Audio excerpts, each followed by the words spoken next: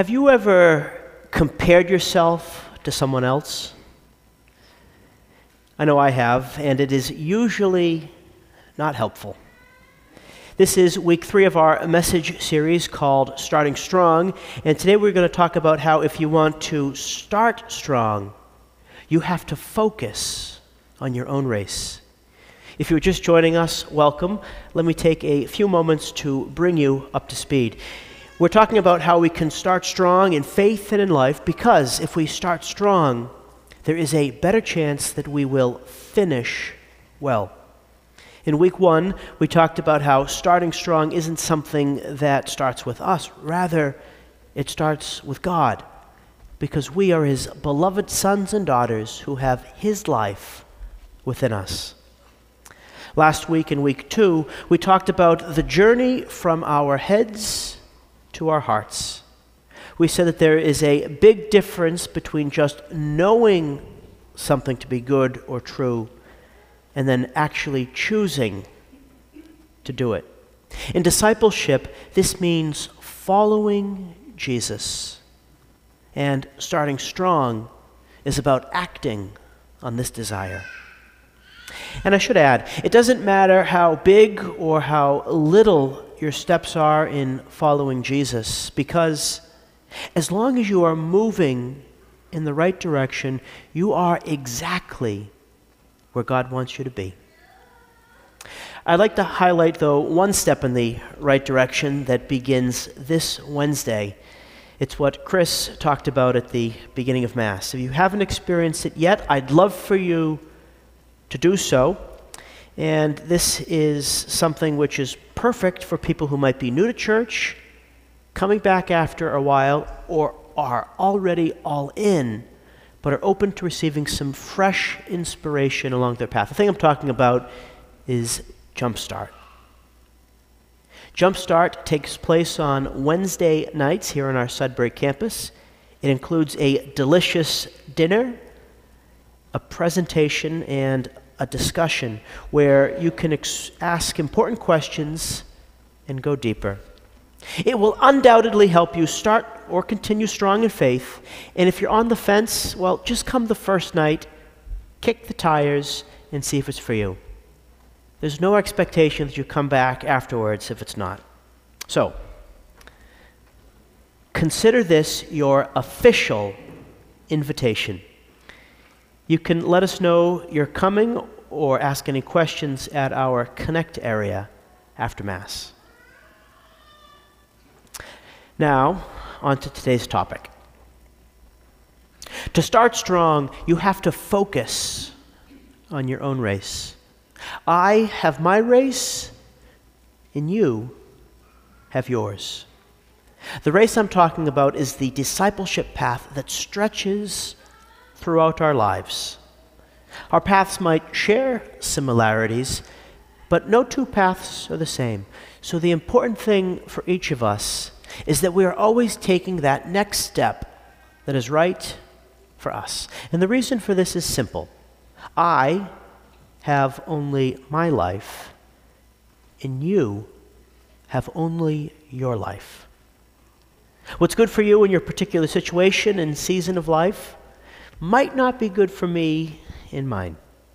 For instance, if you are single and you are looking for a spouse, it might be a good thing for you to go on a date. But if I start going on dates, well, then I'm probably going to get a call from the bishop. In any event, God wants the same thing for each of us, to grow in love and to turn away from sin. And to do this well, we have to focus on our own race. Coveting and comparing ourselves to others is a recipe for frustration and an indication that we are not starting strong. A few years ago, this is a while ago, shortly after I was ordained, one of my priest friends got a special assignment in the diocese. And I hate to admit it, but at the time, I was jealous.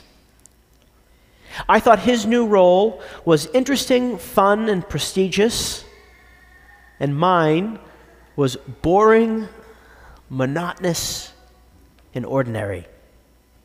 I neglected, however, the fact that I was, in fact, exactly where God wanted me to be, doing the very things that God wanted me to do. Now we zip ahead years later. My friend is still in that role, and I would not want to be there now. But that role's perfect for him. But even more than that, I feel like I am exactly where I am supposed to be right now, doing the exact things I'm supposed to do. If I had tried to make his path my path, I would have missed out on all the good things that God wanted to give me. And a big part of this, for me, is being here with you. If I had accepted my path more readily, I would have had the jealousy that kept me from experiencing the happiness of being where I was.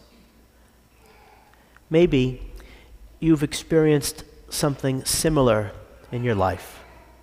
For example, at work, you want the job or the promotion that someone else got. Or you see someone else's family and maybe how their kids behave, and you say, I want that for me. Or you think your life would be better if you had the opportunities and the resources that someone else has. In all these cases, though, we are greatly mistaken. Because when we compare ourselves to others and want their race to be our race, we only see what's on the outside. We don't see their struggles, and we don't see all of the difficulties that they have that we don't.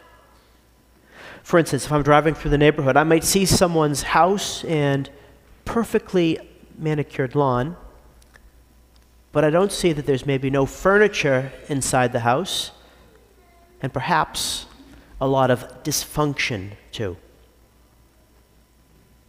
Focusing on someone else's race or comparison is a two-edged sword. As St. James told us in the second reading, where jealousy and selfish ambition exist, there is disorder and every foul practice. It cuts us when we look up at others and want what they have, and it cuts us when we look down on others, because looking down on others doesn't actually lift us up.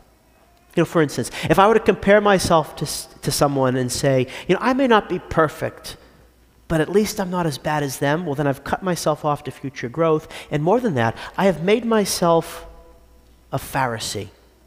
As we know from the Gospels, the Pharisees had a lot of things going for them, but because they looked down on others, they were prevented from experiencing the good that Jesus wanted for them.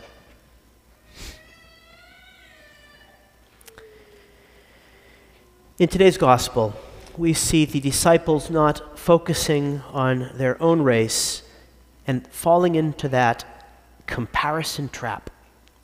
We read, they had been discussing among themselves on the way who was the greatest.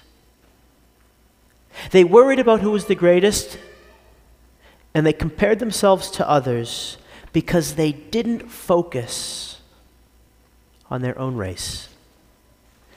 To correct their thinking and to set them on their own race, Jesus says, if anyone wishes to be first, he shall be the last of all and the servant of all. You don't do this when you compare yourselves to others. You can only have this servant attitude of the heart when you focus on your own race and do whatever it is you think God is calling you to do. To drive home this point, Jesus takes a child and he places the child in their midst and he says to them, whoever receives one such child as this in my name receives me. And whoever receives me receives not me, but the one who sent me. Children have nothing on their own. Everything they have is either their parents' or it's something that has been received as a gift. When we see others as God's children, we are then positioned to recognize that we are children ourselves. And not just children, we are God's children.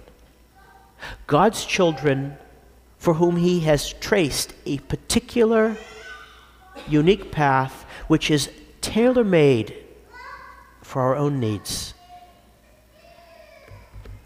And when we do this, the comparisons begin to fade away, and we can start strong on our own race.